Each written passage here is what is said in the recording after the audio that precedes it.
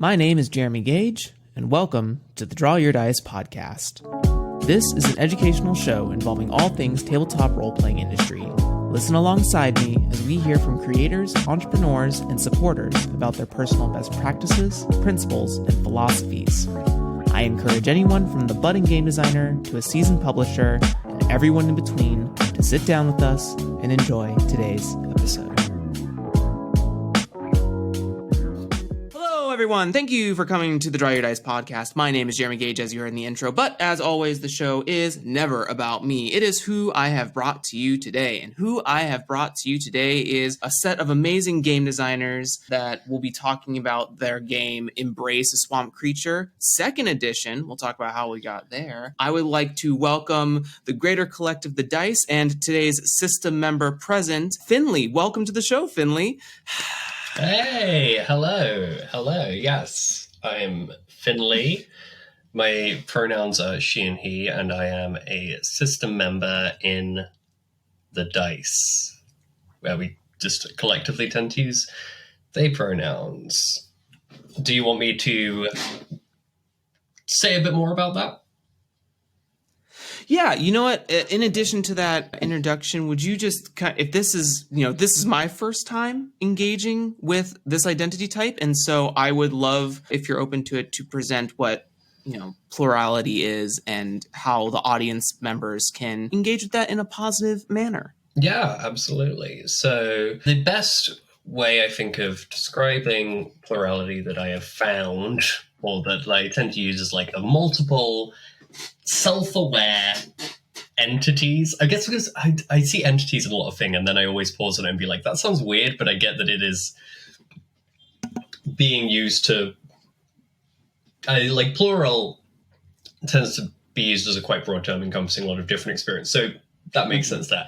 Multiple self-aware entities in one body. So I, Finley, currently fronting in the Dice's body, but, other times of day, there may be different individuals who would front and often have different experiences, different names, different, they act different, frequently have different pronouns, and we frequently switch between those people, and our life is sort of a set of coexistence almost, of sharing our space and our literal body with each other. And that is a thing that I don't always represent in our games, but with How to Embrace a Swamp Creature, both in the first and the second one, actually, that was a thing we really included as content, because it was a desire to sort of represent ourselves there.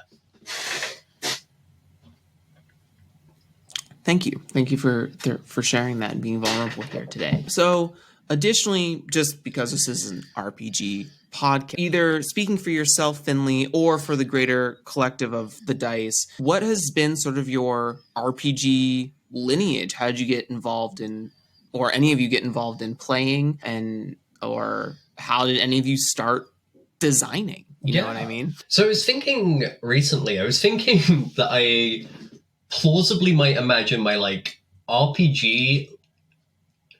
I tend to think of my RPG journey as having began fairly recently, but I was recently thinking I guess I do have a large amount of almost role-playing prehistory, like a precursor to these things, because I definitely was, as a child doing literal sort of play pretend, at an age that was maybe later than a lot of the other children. It was not a thing that hugely went away for me, and I definitely recall, I'm saying me in this instance, that is because we realized we were plural almost, it's January now, a year and a half ago.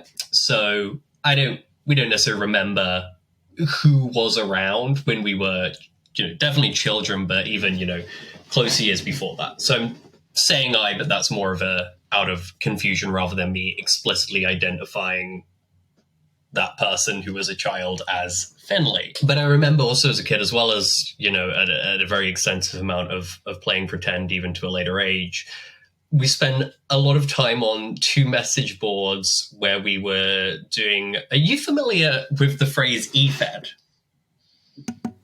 EFED? No, I am not. Okay, so this I was going to say was, but I think this is still a thing, just in certain places I am not experienced it anymore.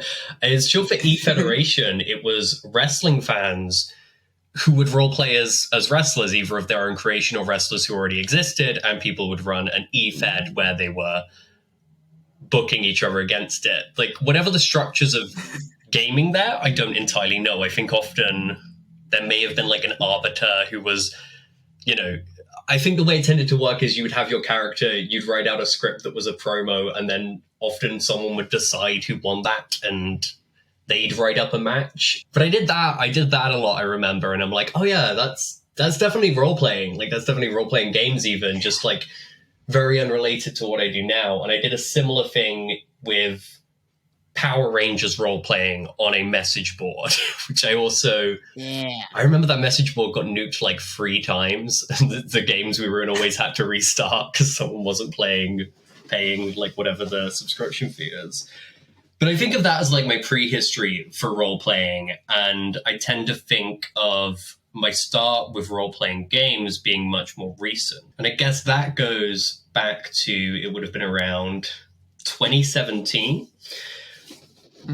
when I basically moved into a house with people I hadn't known before. I just threw a spare room, and one of those people who I became very close to said, hey, do you want to, I think this would have been on a weekend, said, do you want to go to this London indie RPG meetup?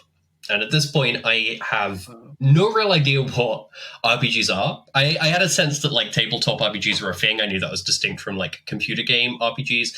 I had no idea how any of these worked. I could not have explained what Dungeons and Dragons was. I don't know what my guess would have been at that time. I probably would have been like, well, I know it's about like this genre, and I guess it's that, but it was a thing I was very clueless about. But I enjoyed hanging out with this person, and I went, and I believe maybe with one other friend as well. But I went to that, and so it was an indie RPG meetup specifically. So I want to say the first game I played, and I feel really bad that I don't know the name of this, and I did try to look it up recently, and I couldn't with any confidence say, oh, it was probably that. But it was a GM-less cyberpunk thing where I just, like vibe with that quick enough that like I got to pace with, oh, this is what it do. And it's making up stories. I was suddenly like, and I was like, oh, I love doing that. I've loved doing that for like most of my life. So instantly kind of jowled, and then went back definitely a few other times a month. And so, a lot of the first RPGs I played, some I remember, some I don't. The one I mainly remember is I remember playing a session of Dream Askew, and afterwards just talking to the friend who had like, taken me along his first couple of times, and was just like, oh, this is really amazing. This is such a fun way of playing these games, because everything I was doing at that time was one shots, but I was like, I really just want to play like more of this specifically. And at the time I did then do some designing, because one of the games I played, another one that unfortunately I cannot remember the name of, and sometimes people would go to this group and play test games, so I'm like, there are certain possibilities of games here where it's like maybe they didn't get released, or maybe they did but I'm very altered from what it was. It was something about, it was a series of like a card-based prompts, like going along a journey, and it was about like a military thing, which I remember like when it was pitched, I didn't really care for it, because I don't care hugely for military fiction, but I was like, oh, we're turning over these cards and reading these prompts and role-playing about that, and it was like, this is so fun. And so the first game I designed was because I wanted more games like that, and I was bad at being able to search out whatever games like that were. But the first game I designed, I never released, and then actually stopped making stuff for a while. It was a game about a band who had made a deal with like a devil essentially, and it was you being on this tour with the idea of like, oh, first card is your first stop, like this last card is this last stop, and it's you sort of in this pressure cooker environment as you have made like this horrible deal. I guess it was like a sort of Spinal Tap but Faustian in a way. I read it back recently and was like, oh, this is awfully solid for for a first thing. But at the time, I just had no idea of like where an RPG scene was. I was just doing this sort of like on my own with friends who I lived with or were around. And I remember at one point asking, like, where do you go to find out more of RPGs? And I think, yeah, my friend was like, well, I think everyone hangs out on Google Plus. And I was just like, no, I'm not doing that. I'm not getting a Google Plus account just for this. No.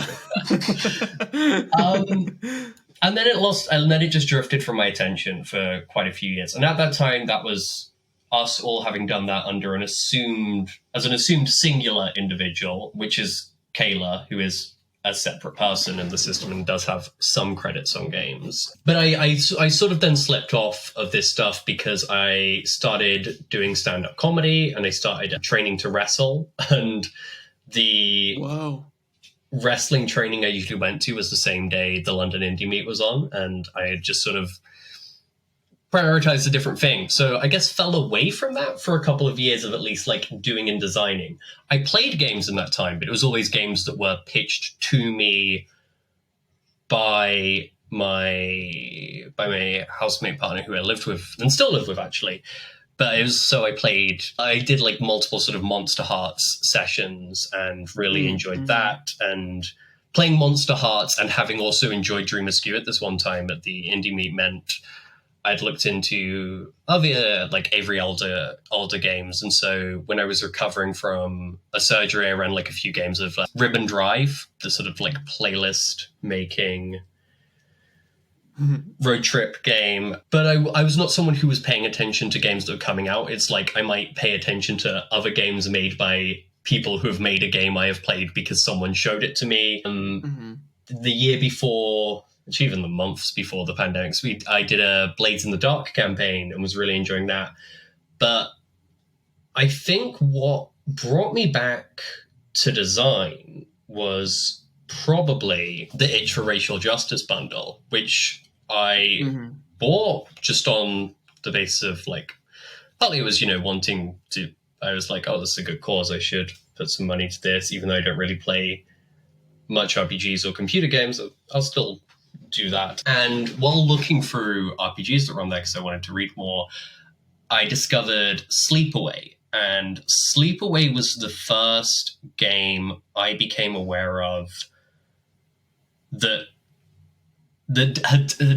was the first time I became aware of the fact that like belonging outside belonging was now a system outside of just this one game that worked like that. And it was like, oh, wow, more games work like this? That's amazing and all I've ever wanted. And so definitely so I was paying more attention to RPGs from that point on because there was just a lot more designers I was suddenly aware of, and there was more games I had access to, and was like, oh, I can read a lot more games suddenly. And after the system, had discovered that we were Plural, we were having like a not great time. It's the middle of the pandemic. There was some other not particularly enjoyable like personal stuff happening, and we ended up hyperfixating on Blaseball, I want to say like computer bidding, the idle game, Blaseball. Yeah.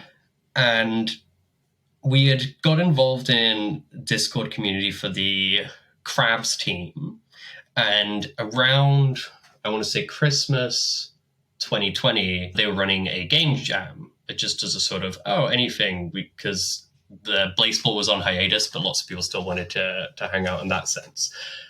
And I did not make either of these first two games, but we ended up making like two sort of lasers and feelings hacks and enjoyed doing that a lot. And we're like, well, what if we designed more games now? What if we did more stuff? And we at this point had a Twitter account, which was a system Twitter account where we were following lots of people through Blaseball. And some of those people were also other RPG people. So we were becoming more aware of individual designers. And Riley Hopkins, the designer of Interstitial, is I believe actually is a Chicago Firefighters fan, a Blaseball team. So I followed Riley Hopkins for that reason, because they're a Blaseball person. And I saw them tweeting about record. What was that?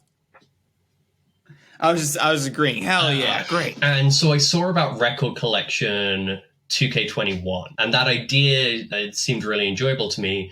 So I made 2 games off of that, one of which was another Lasers and Feelings hack. But the other one was the first edition of How to Embrace a Swamp Creature,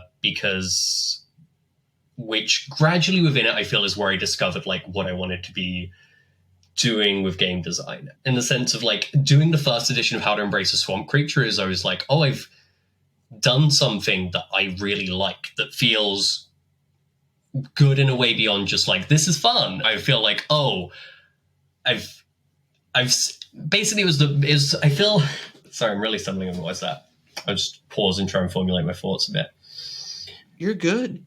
Doing How to Embrace a Swamp Creature, the first edition, made me realize the game design and the writing around game design could be an avenue of not just like creating fun toys, but also expression, because I felt like I expressed a lot of complicated feelings I had about the place I grew up in and experiences of growing up sort of like queer and neurodivergent there. I'm saying I there.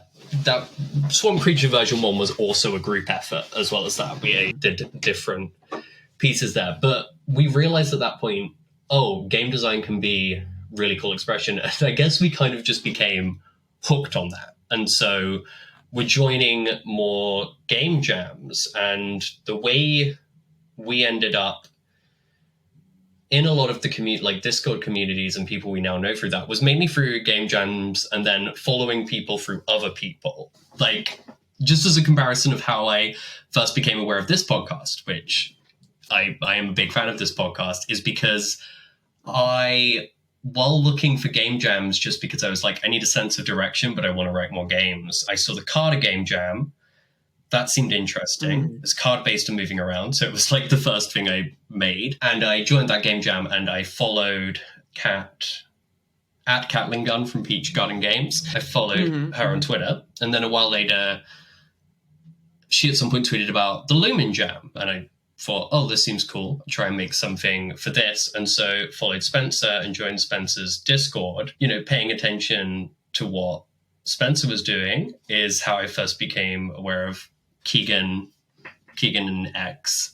And I joined Keegan's Discord, and because I was a fan of like the work they are doing, joining Keegan's Discord at one point meant they linked in there to the Brain Trust. And I think in the Brain Trust is where I got linked to your podcast and started listening to that beat and enjoying it so much. But yes, I feel so much of my late journey of discovery has just been like making like weird connections and following trends and following, I guess sort of like just following our bliss, following what we're enjoying. Sorry, that was very, very rambly for an extended period of time. And I'm aware that was also mainly just me talking me for an extended period of time. Sorry about that. No apologies needed whatsoever. We love long on this show, and it's like I said in the opening, it's not about me, it's about you. So this is your space to showcase who all of you are. Thank you. And also you, Finley. But yeah, go ahead. Oh no, sorry. I did not actually have something to say. I think I just made it sound that. Yes. So the journey, amazing. What I love that you really get. I think you're one of maybe 3 guests that have really like given me the like decade how we got here sort of scenario, which I love. I'm not chastising that in the slightest. And it's really interesting, specifically hearing your particular journey of game discovery. We had another guest on here, MV, who also didn't really start with Dungeons and Dragons. I think maybe 90% of all my guests have been engaged in Dungeons and Dragons in their early process for some of the time. Some others got Blades in the Dark, Powered by the Apocalypse stuff, which are also, I consider, kind of now indie mainstream. Yeah. Like if there were 3 levels, it'd be like D&D as an enterprise brand, like Forged in the Dark and Powered by the Apocalypse sit in a zone. And then there's like all of us indie people making, you know, art pieces and expressions and examinations of those other zones, if you will. Yeah, no, that absolutely sounds so I really love that you have a different... Yeah, I love that that's been your first touch point, and you're also in a rare subsection of the groups who have really engaged with Belonging Outside Belonging and Dream Askew productions.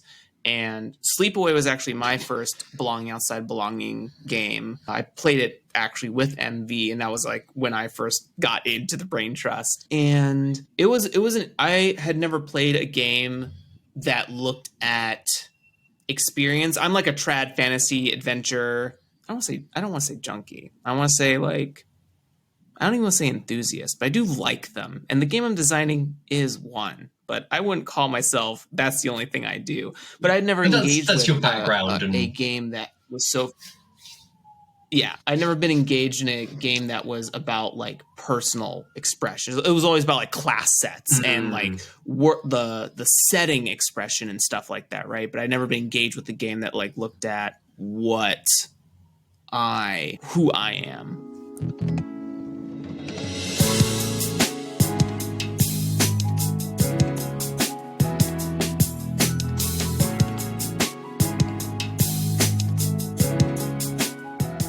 So the lineage, amazing, great. And you have hit a lot of unique subsections for the podcast in general, which I love because there's so many varied perspectives on game design. And I hope that with every guest, I have an opportunity to capture a new swivel of that lens. Yeah, it's what I love about the podcast. Thank you. So...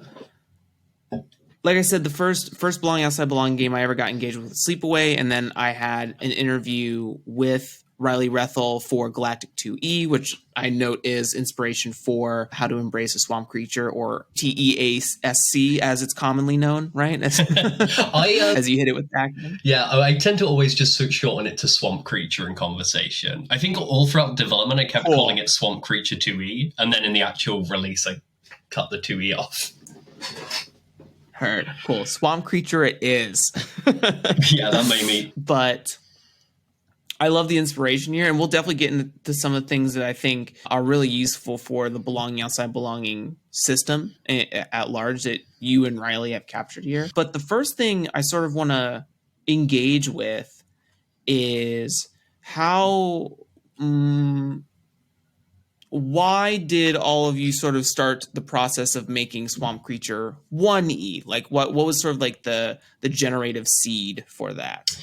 So we wanted to participate in Record Collection 2K21 The Jam. And so I think we just looked through our Spotify and made a whole list of like albums or whatever, or songs where like, could this be anything? Like, we've probably deleted this Word doc after we finished it, which is a shame because I doubt any of these ideas were too solid, but like some of them are probably interesting. Like, I remember, I think there was one where we just listen out and be like, oh, there's a lot of interconnected people. Could this be like a Fiasco playset or something? Could this be a Lasers and Feelings game or whatever? And we just had a note that was How to Embrace a Swamp Creature, which is named after a Mountain Goat song. And we were just like, Belonging Outside Belonging? ? And it was a game we ended up settling on, but we kind of discovered what it was in the middle of it. Like, we'd really liked the song How to Embrace a Swamp Creature for quite a long time. It was on a playlist that our partner made us at one point. And so I guess I kind of always associated... I tend to have a different association with it than what the song is literally about a lot of the time, because I think I just associate it with a person I care about a lot, rather than the song's own meaning, which is a bit about like looking for intimacy in a kind of maybe more sort of pathetic way, or maybe not pathetic, that's maybe more judgmental, but in a more sort of like, this is a bad idea and you know it is. But yeah, initially the idea was just like, oh, I could do a bunch of like cryptids as playbooks, and I did decide the idea of like living in a swamp. And I remember at the time noticing, because I had 3 ideas that I was going to move forward on for Record Collection, and I only did 2 of them because after I did Swamp Creature 1E, I was like, these were all about the same theme, and I've said everything I want to say with this one, but like they were all kind of about like friendship basically, but a more cynical, that sounds bad to be cynical about friendship, but maybe a look at friendship where you're like, maybe this isn't the best thing for you right now, like these people or whatever. But yeah, its initial development was just like, oh, I looked up different like lists of cryptids and was going off of them, like, oh, what could this person be about? But yeah, really gradually each playbook emerged more as like an experience on mental illness, and it was always something that like we tended to have like a personal experience with. But I guess like the thing that we always tend to emphasize when we advertise the game now often is like how much it's about our own experiences growing up and where we grew up, and that just really emerged through design. Just while we were writing it, we realized near the end, like, oh, this is semi-autobiographical, and that was not what we intended to do at the start point. And I don't know who in the system is responsible for that, but it's where the game ended up, and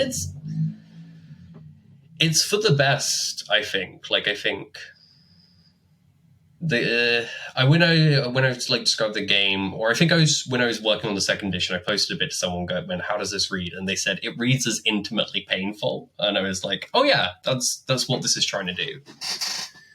Mm-hmm. Nailed it. And then what caused the transition into wanting to re-engage with Swamp Creature and make the 2E version? There's a couple of different factors.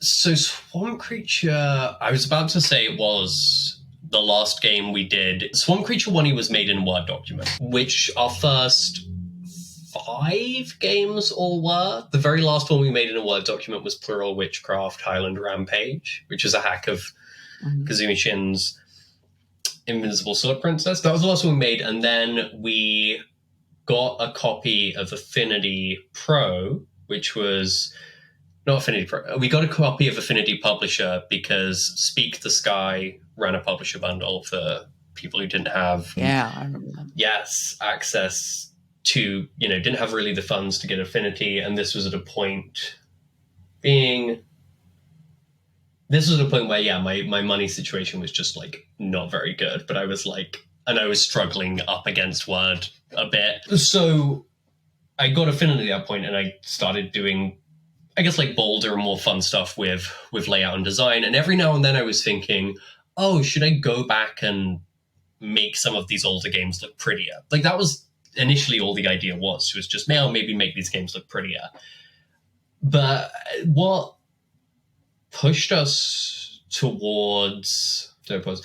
because I, Finley, am the person who tends to do most of the layout, and that's an area I enjoy a lot. So, and that being a game I cared a lot about, I guess I wanted to provide that to it. But I held off on it a lot because I was like, it's a game I've only really recently made. There's, let's focus on making, like, really cool layout and stuff for other of our games. But actually then what made us reconsider, and I think it's probably me who reconsidered and decided to do this as a second edition, it's actually your fault, Jeremy, because it was the episode of this is the one you mentioned with Riley Reffel talking about Galactic 2E, and listening to that and understanding so much of the decisions that Riley had made in taking stuff to 2E, I was like, oh, Swamp Creature could be such a better game. Like, it was just a thought I had. I was like, this is a game I'm really proud of. Even at the first edition, I was really proud of it for the emotional sort of texture of it. And I was proud of the response people gave to me when they read it, where they said, oh, this seems really affecting. I was proud of the fact that so many people said to me, oh, it's a really good game. I'd really need to make sure I was feeling okay before playing it. And I was like, that's good. And I'm glad that I signal in the game that you should do that. But I was like, okay, I got the emotional response. But I was, listening to that podcast episode and listening to different discussions about, like, the idea of setting elements with their own token pools. Riley's talking about not enjoying the lore, which I had included laws in Swamp Creature 1E because I was just including everything that was in Doom Askew, basically. I was more sort of mimicking how I knew stuff, and hearing, I guess, how a belonging outside belonging system could be pushed in different ways and could be pushed in different changes. Yeah, it just made me want to revisit the game, and I'm very glad I did, because Swamp Creature 1E would have been... I was trying to remember this recently. I was trying to remember when it came out, because in my mind, Actually, based off the timing, it probably came out in January because it was for Record Collection 2K21, and I know Record Collection 2K22 was in January this year. So I assume it was probably January last year. We were maybe like 6 months removed from discovering we were Plural, and we included a Plural character in the game, which was very important to us, and we liked that we did.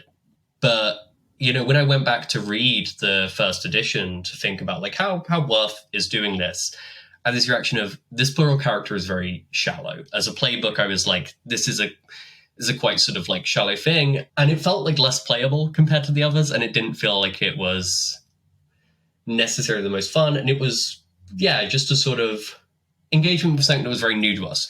Whereas doing Swamp Creature 2nd edition, I was like, I can really consider how I present plurality in this game, and I can have a better approach. So it was a combination of things. It was wanting to make the game look prettier. It was thinking about it, like different mechanical approaches, which is really influenced by Galactic 2E, and having listened to the episode of Draw Your Dice with Riley talking about all of the Galactic 2E decisions. And it was thinking, I want to do better on plurality on this. That amazing. First of all, thank you. That's the whole point of the effing podcast. So great job, everyone who came on the show. We did it. You can pack up and go home.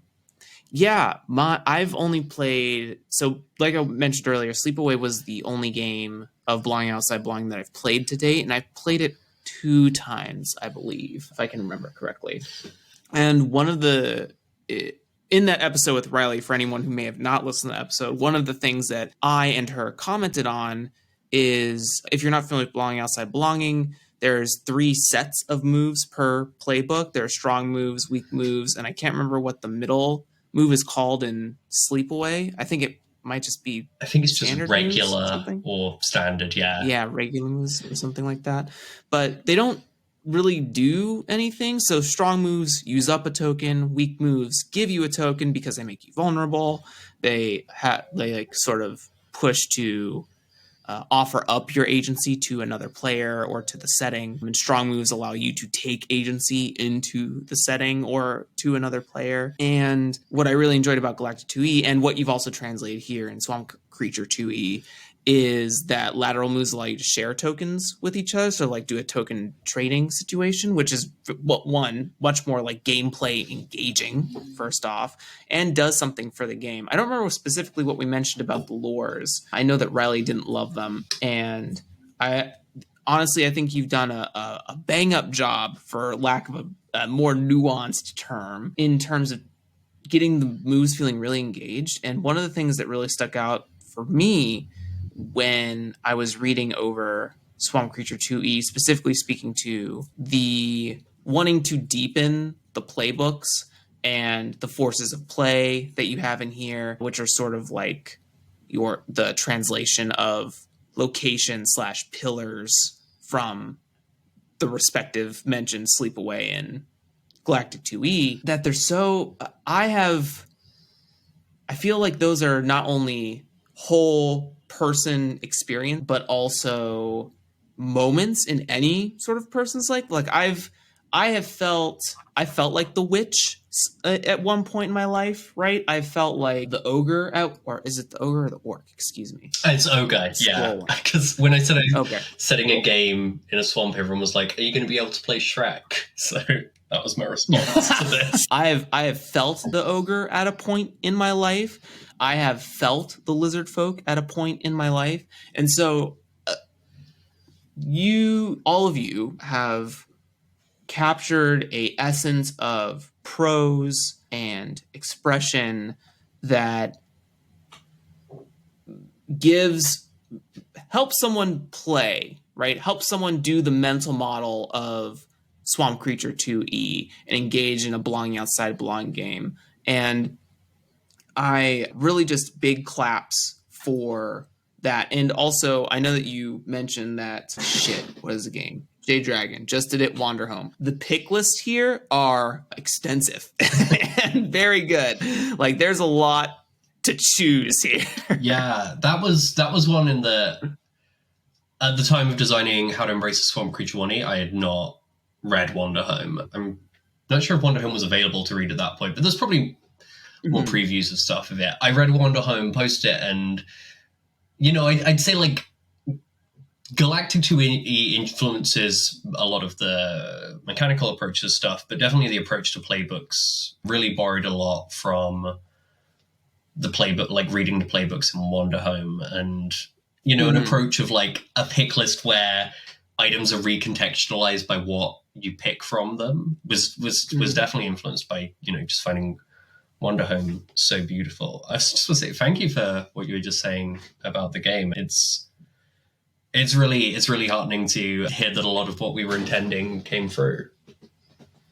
Yeah. The intent and the expression is there. And even though you, listener, have been listening to me ask, how did we get from point A to point B in this case? Another really nice thing that the dice have included in the game is the sort of like commentary at the end of the book that talks about like why you made certain changes or why you engaged in certain changes for the game proper. And also because of the Will-O-Wisp, as you were mentioning, I took note that you mentioned that it was sort of like not our best representation of the Will-O-Wisp. So when we did 2E, we engaged in that a little bit deeper. And you give a very amazing explanation, at least as someone who has never engaged with a plurality before in their life. I was able to capture a lot of, how to engage with that positively and how to be patient with that sort of expression. And when I say patient, like not tolerant as in patient, but just like understanding that it's a learning process if you've never engaged with something like that. And you've done a really good way of adding, or you've done an excellent job at providing clarity to attempt to engage in that if there is no plurality at your personal table, but you want to engage in the Will-O-Wisp in a way that experiences or tries to experience plurality for someone else. I think it's an absolute banger of a job. Thank you. Yeah.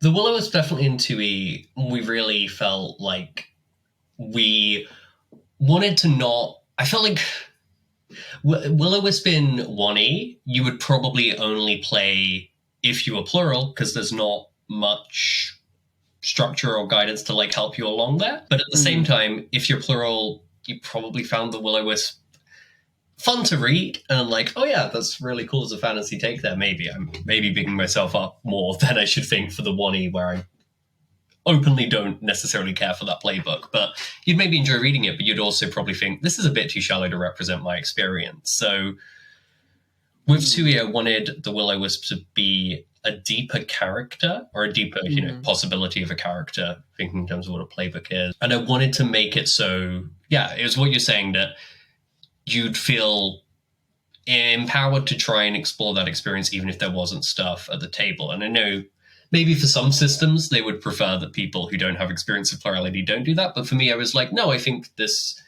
I would like to create that possibility here. And what I'm realizing really fascinatingly for me, I've actually attempted to play a plural character. I was playing a Dungeons and Dragons game with a couple of friends, and the setting was a little bit like of a grimdark thing, very much like ghost and spooky and like cosmic horror sort of things. And I still am. I love I don't know if you are familiar or any of you are familiar, but I love the Dragonborn in D&D a lot. Not necessarily their trite setting stuff, but just like the aesthetic of a Dragonborn. And specifically, I love Tiamat as well, the 5-headed like demon dragon that's in there, devil dragon that's in there. Oh, cool. So I played a character that was sort of a personification of Tiamat, but was a singularity Dragonborn body, but had different kind of like personas about them that engage in different things throughout the story. And so now reading this, I'm interested in like re-engaging with that character and maybe I'm not saying I don't think I did anything that could be construed as insulting, but I would love to like re-engage and try to like put a little bit more structure behind how I engage with that mental model. And this is really like fascinating for me personally, Jeremy Gage, to read. So I do think, yeah, definitely it's an interesting thing. Like when you look at lots of different media with a plural lens in mind, you obviously can find like representations of stuff which is claiming to do plurality and is, a frequently quite insulting, like split personality character. You can find that, but also I do think just in wider culture, there's a lot of stuff where a way like a lot of fiction works, where it's like, oh, that is kind of plurality in some way. It's maybe not everyone's experience of plurality, but it's definitely something that feels like it's on that spectrum. The thing I always think about is characters in films having sort of entire imaginary conversations. The best example I can think of here, and it's maybe quite silly, is Ratatouille, is how much Remy speaks to his imaginary version of Chef Gusteau. And someone who had recently rewatched Ratatouille to me was like saying like, oh, that's not a system member Remy has there. Like, it's obviously at no point does the Chef Gusteau idea front, but it is a sort of fully realized person who is treated as kind of independent from Remy, but is stated to exclusively be in Remy's mind. I do think, and just like with that D&D character you're talking about, I think there's a lot of stuff where it's like, oh, this is a take on plurality that is not claiming to be that, and is often not deliberately that in any way. But I definitely think you've like when you have some awareness, you do think, oh, it's more around than you realize. If that makes any sense. Yeah, no, it totally makes sense. And, you mentioned the Ratatouille thing, and even, I don't know, well, maybe not. I was going to say, like, even there could be a consideration that for Linguini, Ratatouille is also, like, a part of, like, Linguini. But the rat is, like, fully realized in its own autonomous body, so that may not necessarily be the nail on the head for me. But, yeah, I agree. I think the more that I think about it, and you giving that example, I think of more positive, maybe not like intentionally positive, but more neutral or positive representations of plurality in media that isn't like the dangerous multi-personality horror film or something like that. Yeah, I'm trying to remember. I can't remember how heavy we did or didn't go on don't do that character in the playing plurality section. I think we softened it, because I think we felt like if someone's read through all of this, they don't really need that hammering over the head. But I think there was one draft where it was very strongly like, don't do this, because I'll know. Yeah. And I'm sure that, well, see, I like to believe in the good of the world. I was like, I'm sure that people like will read this and take it with kindness, but we hear the horror stories of other representations getting fucked up at the table. That's true. So I think what was left in it, or was maybe just a thought I had but then did cut out, was How to Embrace a Swamp Creature is about people who are messy as a game, like people who are very likely to hurt each other, but just through sort of, being complicated, nuanced people. And the idea of saying, hey, here's my character, they're evil. I'm like, that's so boring. If you were to bring that to this specific game, if you go like, oh, yeah, this is my character, they're a good person, and the other person in their head is evil. I'm like, that's really boring. Was I think how I discouraged it. I was just like, everyone else has got nuanced characters and you've gone with evil. Wolf. The other thing I want to point out that is really cool in the game is the different modes of play you provide as well. Outside of the podcast circles, I've been talking a lot about like, what should a quick start be? Like, should it be something that has half the core rulebook or character creation, or should it just be something that like is applicable to like convention play or something like that? So I really love how you put in the theatrical play. I love the annual play, like just different modes of engaging with what the table might need and getting away from maybe like guided play or having something more structured than freeform play. And what's nice is that for theatrical play, I actually have had Sasha on the show, whose episode should come out maybe in February or early March, I believe, if my calendar is right. I don't have it up in front of me. I'm guessing, but it's coming soon. Cool. But it's nice to see Sasha's name in this piece as well. Yeah, no, that was definitely just a direct thing as I read. The girlfriend of my girlfriend is my friend, and that's a suggested. I think it's optional in there as well, like a way of structuring it. And I was just like, oh, that's really great. But I didn't want to take away the ability to do that, like, open, more sprawling thing. But for me, it was a solution to a problem I had when thinking about this game of being like, I don't know what this game is the equivalent of in other media a lot of the time. And I was like, you know, when I thought about myself playing it, I was like, I don't necessarily know where I would start, but some people would absolutely like take to that really easily. And so stuff like freeform play is there. But I did decide like, oh, this is something where like it could maybe scaffold a group who are like, I've loved making my characters and everything, and I love the setting and stuff, but I don't know what they should do next. Yeah, I think a lesson I would take away from here, for me as a designer, and maybe anyone who's listening, as the indie scene continues to mature over the course of days, months, years, whatever have you, looking at the change in available playtime. One of the hardest things of playing a role-playing game is the commitment of time and trying to attain something that, I mean, it depends on the table, but for me feels complete. I don't really love the like meandering 50 session campaign, especially as it relates to like trad adventure fantasy things. And I love very like succinct. We got an arc out. We have some catharsis. We feel good here. And I think a lot about the different to my research in Japan, their games are usually designed and structured around 1 hour of play because they have such a busy lifestyle or such a work-oriented lifestyle.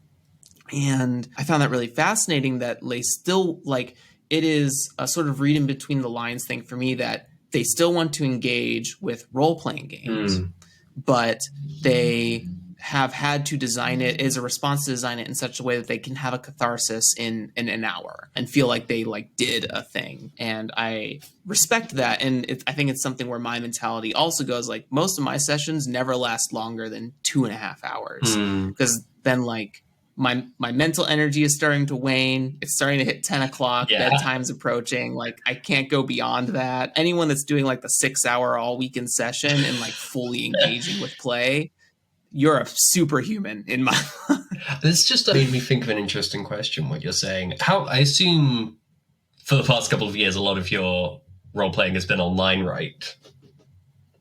Mm-hmm. Yeah. Yeah. Well, I've had some in-personal before COVID, but yes, the last couple of years I've focused on online. Okay. Stuff. Do you, like, this may be completely different experience. Do you find it harder to focus for an extended length of time when doing online play versus in person, or do you find it's roughly the same for you? When I am GMing, there is no difference for me. I'm fully engaged the whole time. When I'm a player, especially as it pertains to like D&D combat and stuff like that, I can come to a point of zoning out just because engaging with the game takes so long to occur between turns. In person, you can take a little bit, for me as a player, you can take a little bit more of like an audience member position when you're watching things unfold. And I have the personal moral or value to like I've committed my time to playing this game with all of you, so I'm here to be engaged. There is no like distraction of my phone or wandering of my mind unless that wandering is involved with how would I respond to this in our theater of play. So that is my answer. Does that satisfy your question? Yeah, I was mainly thinking, just because I guess I'm curious looking at how maybe like designs of people whose entire experience of role, like design work coming from designers whose entire experience of role playing has been online. Because you admittedly did not align with what my experience was, where I do find focusing harder when I am not in person. But also I was thinking,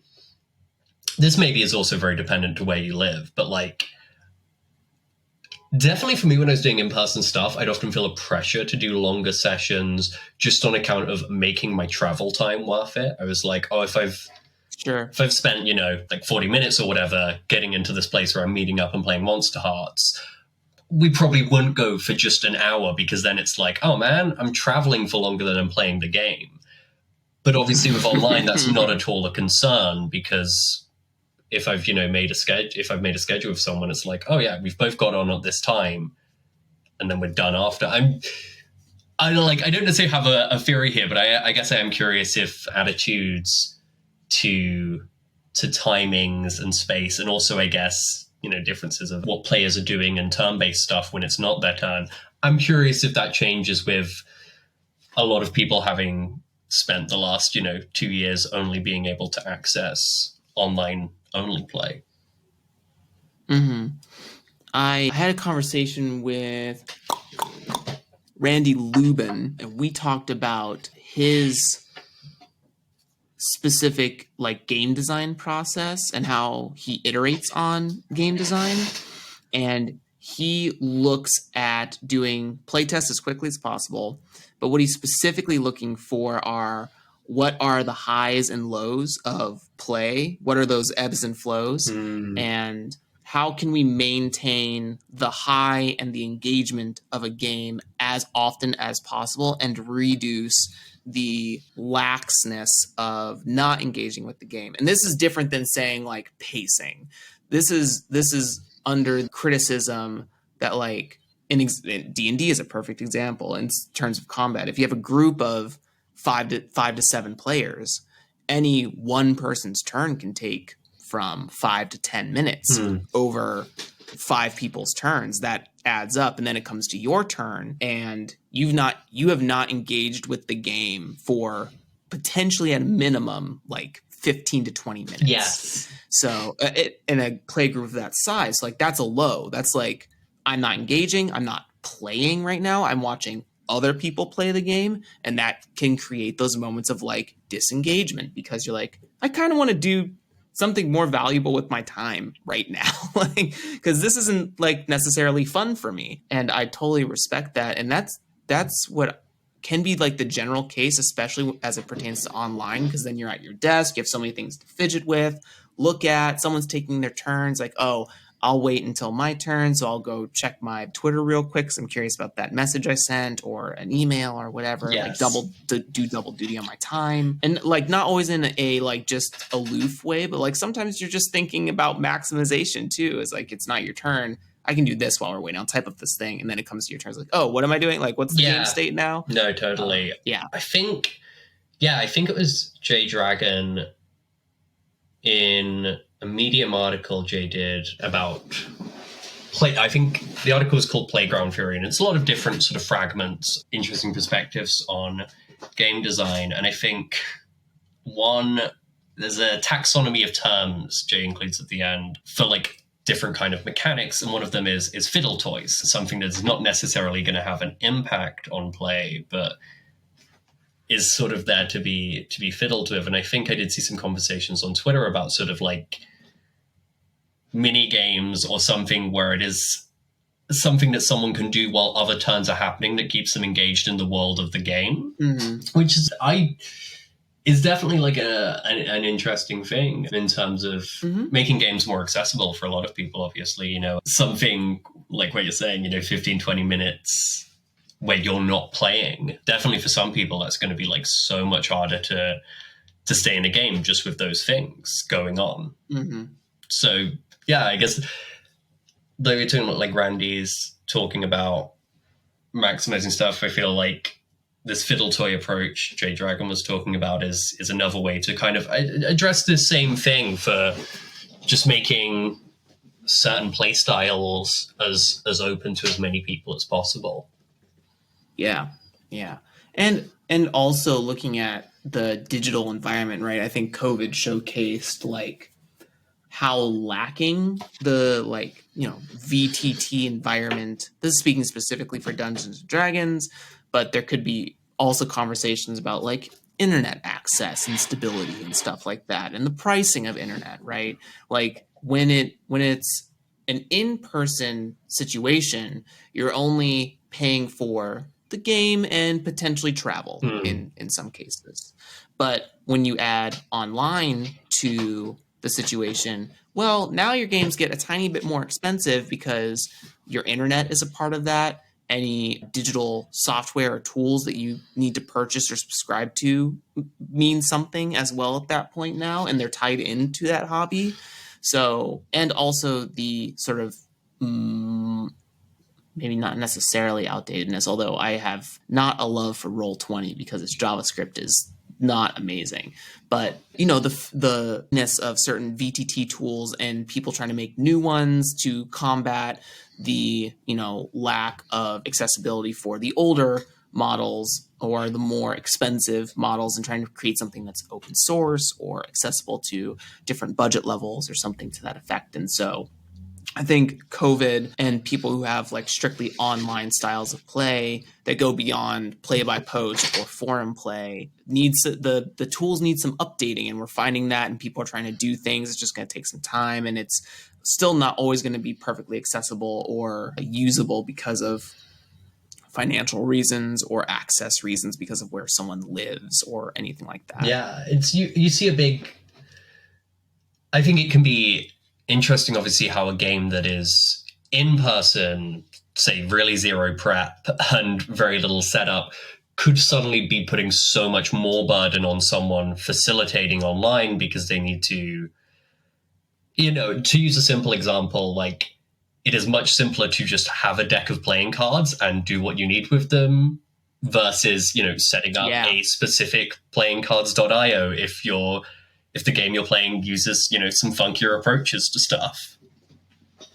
And teaching everyone else to use playingcards.io if they've not engaged with it before. No, absolutely. Like, yeah, it can the sort of prep level or overhead of a game can change very radically depending on online or offline.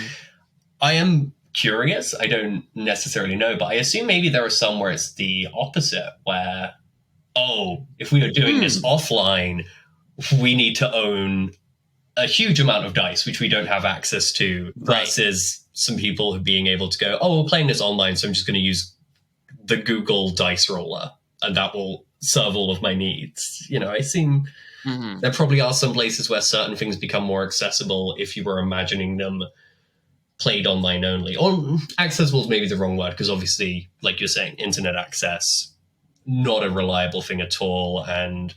But more, I suppose I was just thinking in terms of a pricing overhead maybe changes a bit in both directions sometimes. Yeah, I play a Band of Blades game, and I will never physically run a Band of Blades game ever again, because the amount of like bookkeeping paper that has to be kept around is insane. Like, we had binders of shit, and like to do it with like an online tool is vastly superior. If you don't have money for miniatures, there are like token tools and stuff that you can use for D&D online, which makes the overhead of that actually come down a little bit, because the game, I know a lot of people try to play D&D Theater of the Mind, but like the game really does demand you play with the pieces, because that's what it's designed to do. And to do that online is actually much more feasible, albeit, you're not using your fingers to move the things. You have to figure out how to do that with mice and keyboard. But it is cheaper to do it online. Yeah. So I think that's a great point that you're pointing out, that it goes both ways in some games cases. Yeah, definitely. It's super dependent on the game, obviously, but all things are. Speaking of playingcards.io, and since we're coming sort of to the top of the show, I want to give you the opportunity to sort of discuss either further into plurality, if that's something you want to engage in, and I can sort of like cut this question out here, but either engage in plurality more, or if you want to get into the topic of like card affordances and card design or gameplay card design and stuff like that? Maybe let's go more into the plurality stuff. Definitely because I have a lot of thoughts on playing card stuff, but also I think I mentioned it. It didn't hugely relate to the game we were mainly talking about. I just thought like, oh, that's something I find interesting. Whereas the plurality stuff maybe threads in better and is also something which maybe where my and our perspective is more useful than just anyone talking about this. So yeah, I'm happy to go on plurality. Sure. Well then, Finley, if you would like to help give us a little bit deeper of a dive into plurality, just as you. I was gonna say the word concept, but that's like not fair. I'm doing the thing where like you were talking about the entities earlier. Like, is this the thing I need that I say in this moment? Yeah. No, I totally understand. With this identity type and just giving more awareness to it, because that's part of what this podcast is about, is giving exposure to other experiences in the game design industry, but also the collective world overall. I know. What would be some guidance potentially for someone who has heard you talk about this today and something has sparked in them that, oh, wow, that like, this is really resonating with me? What are some like resources you can speak to and sort of like give a quick brief about in the next 5-10ish minutes? Oh yeah, so I guess a useful thing for me to mention is I guess I'll just talk in brief about my own experiences with this, where sure. I feel maybe if you're having this hearing right now, maybe not, but for me, I definitely avoided a lot of stuff about plurality, like way before I knew about it. Like not in a judgmental way of stuff, but I just really avoided looking into it and looking into, actual expressions of plurality on the internet. I maybe purely had an awareness of DID, but maybe only in the sense of how that it is a thing that was getting misrepresented in media. And I definitely had an avoidance. We all definitely had an avoidance that related to not wanting to experience this. What broke through for us is a singer we liked called Left at London tweeted about a song of hers actually being about plurality, and that awareness meant, oh, we kind of need to look at this now. But yeah, if you're maybe having an experience where you're thinking in the same situation of something you've either avoided or maybe not, but it's just not occurred to you and sparked by hearing from people who have this experience. So the website where I took a lot of the explanation in Swamp Creature from, because it's licensed under and it's a very specific thing, is there is more than one, all as one word, .info.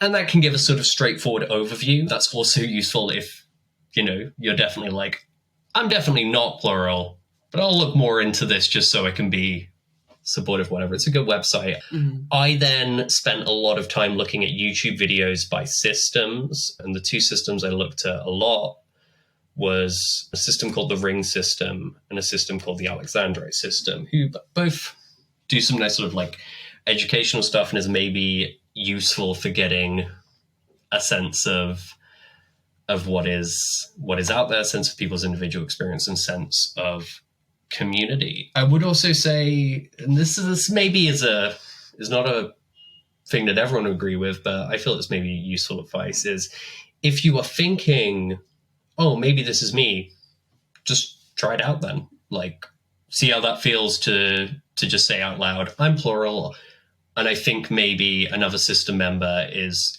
this person. And like the worst case scenario, in a month or whatever, you're like, that was embarrassing. I was probably wrong. I think something else was going on that I was empathizing with in this sense. And that ultimately doesn't matter, because there is nothing wrong with having identified a way because it felt like it made sense and then realizing it wasn't the best description of you. Like, I definitely, at the early point of realizing I was plural, had this big apprehension of thinking, but if I'm wrong, that's really offensive. And some people will say this. Unfortunately, there are some systems who are really fixated on the idea that other people shouldn't claim to experience plurality unless they've been through these stringent diagnoses. I don't agree with that. I think, diagnoses are hard to access, but also plurality can exist even without being a disorder, in my perspective. But I would say feel free to identify with this, and you may discover it works very well for you. And if you discover it doesn't, congratulations, you've learned something else about yourself. Mm-hmm. Yeah, the human experience is so fluid, and I think with any identity type, or maybe type isn't necessarily the right attachment, but identity experience is that we're in an interesting age of it being kind of on the surface level of awareness generally, and I'm speaking to many other things like trans identity and not non-pronoun identity, sort of like just all the different sort of trying to get a grasp of what does it mean to be human, period, full stop, and being one of the few creatures on the planet that have like the ability to have choice in the matter, to make choice.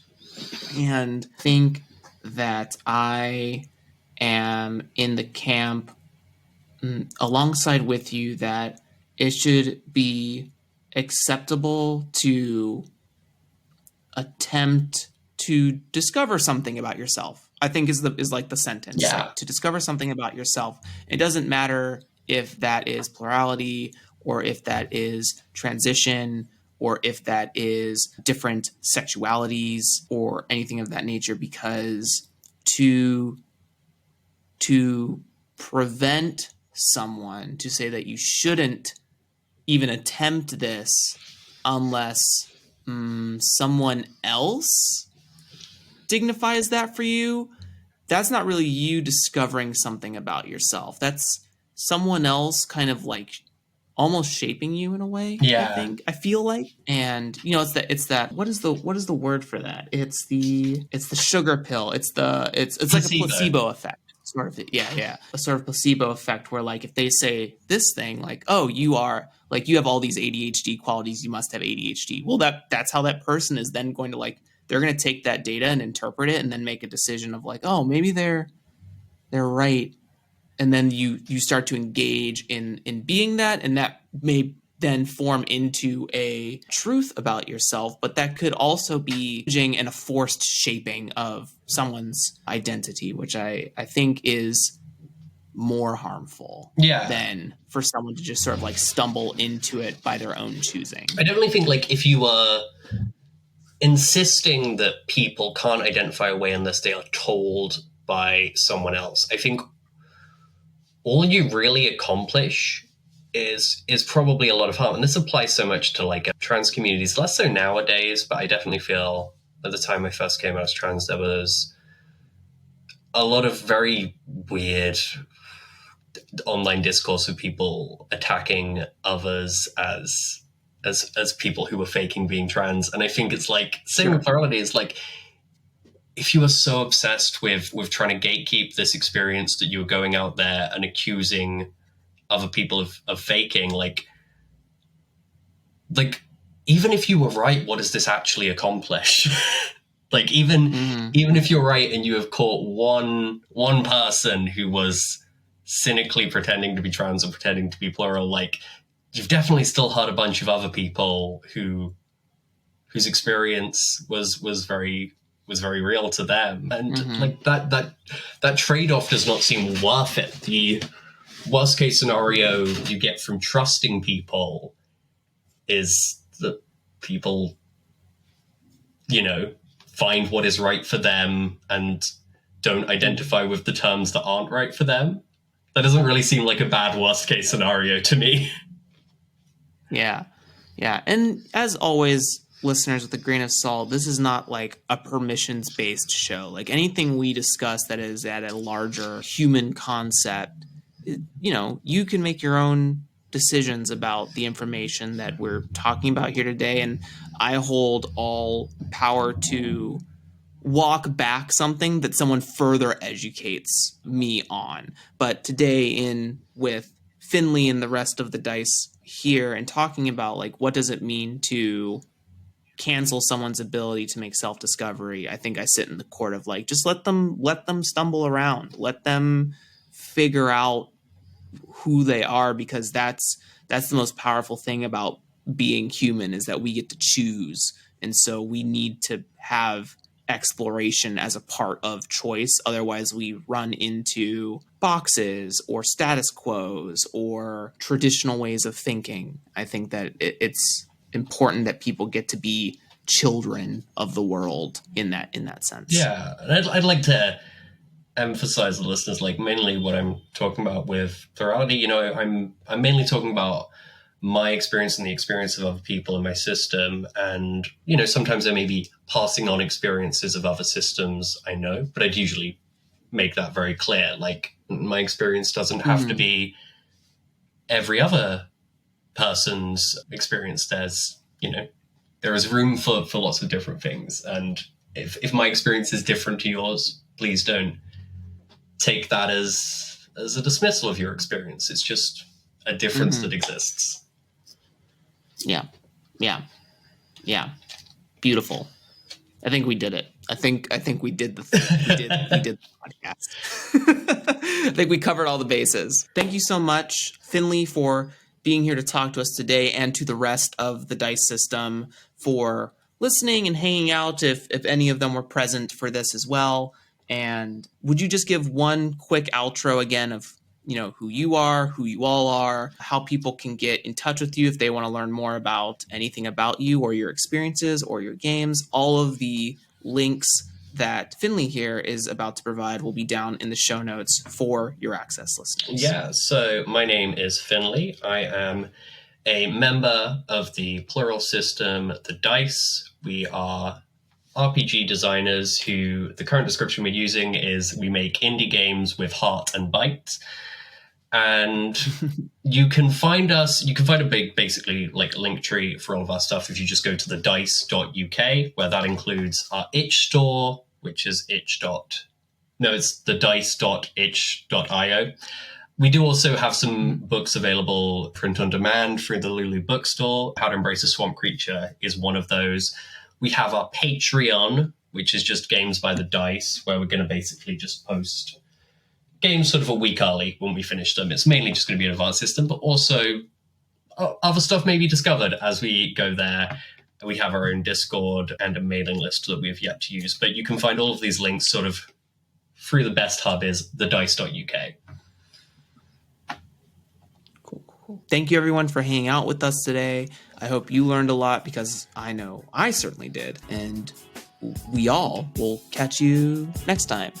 Say bye to the people, Finley. Bye to the people, Finley. Bye-bye. Bye.